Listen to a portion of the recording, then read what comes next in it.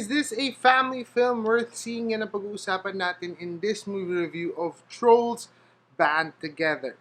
Hey YouTube, what's up? Aram here, back for another video here at A-Vlogs, where I dish out the latest news, reviews, and updates on everything and anything in pop culture.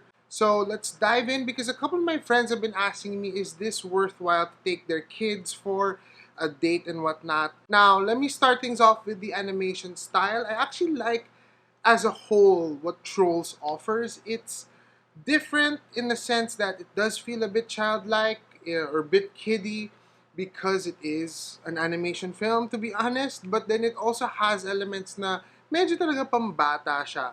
But it's not all out in that sense. You get a consistent vibes when it comes to the animation style. In terms of continuity, when it comes to the animation style, it's still spot on.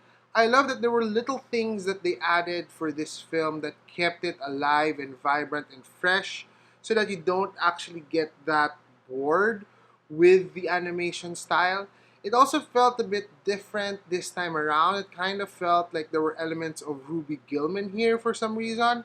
It also felt like Trolls in itself doesn't feel like a Dreamworks film, because it isn't copying any style that we see from Shrek, from Puss in Boots, which I think is something that is great when it comes to DreamWorks now. They're experimenting on the vibes, and they're experimenting on the style that they have to fit the film that they're doing. So for example, yung Puss in Boots, the recent film, that had a little bit of storybook elements in the animation style, which is nice. And Trolls actually has something like I mentioned, a scrapbook kind of feels in some parts of the film, which I like. Now, when it comes to the story, this is a very nostalgic kind of story, in my opinion, because it is about like those 90s boy bands, and the puns. Branch, we're out of sync. We've gone from boys to men, and now there's only one direction for us to go: the back streets. The jokes about it can get a bit too much at times. Like when it's repeated, obviously towards the second half or end of the film, medyo nagiging, nakakasawa na siya. But then again, I love the feels of it. You get like a front seat into the boy band drama. I can't believe this is really happening! But it also feels very familiar.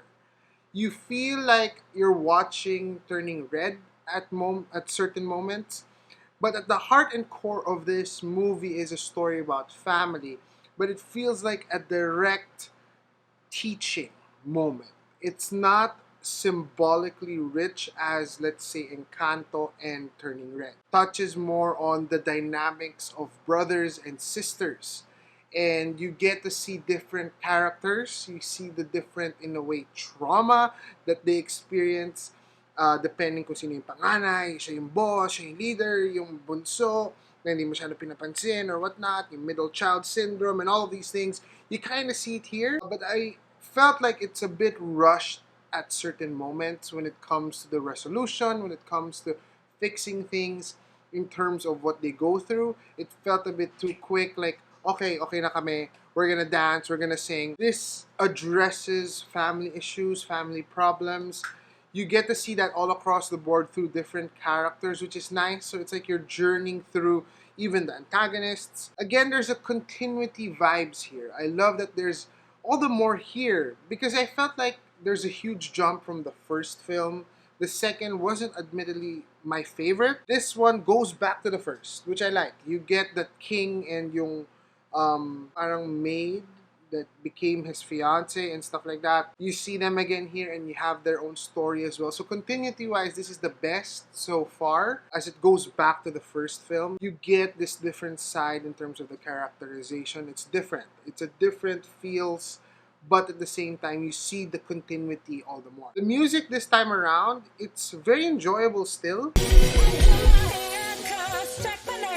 You still get a nice range of covers that were really well thought of, in my opinion, especially the opening numbers. You still have that musical vibes from Trolls that you've seen countless of times. But one thing that I actually enjoyed more this time around were the original songs. NSYNC had a song here, and it was played towards the end, and I like that more than the covers. The covers were great, admittedly, they were great, but they weren't the highlight for me this time around. Now, in a nutshell, to sum it all up, Trolls Band Together, I think, succeeds in delivering a good message.